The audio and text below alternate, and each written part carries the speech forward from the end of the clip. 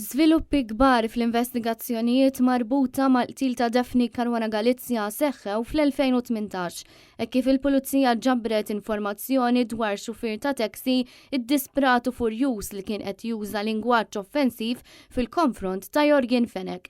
Dan xeddu s-supretendent Keith Arnold li fil-qorti spjega kif Melvin Tewma der ismu għall-ewwel darba meta semma minn Vince Muscat il-Koħħu, wieħed mit-tliet irġiel li kienu involuti fl-isplużjoni tal-karozza bomba li qatlet lil Caruana Galizia f'Ottubru tal-2017 fejn hu kien ammetta d-delitt bit-tnejn l-oħra għadhom qed iwieġbu mhux ħatja.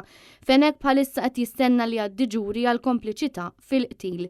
Arno qal li żviluppi kbar fil-każ seħħew fl-2018 u l-interċettazzjonijiet tal-mobile probabbilment kienu datati għal dak iż-żmien.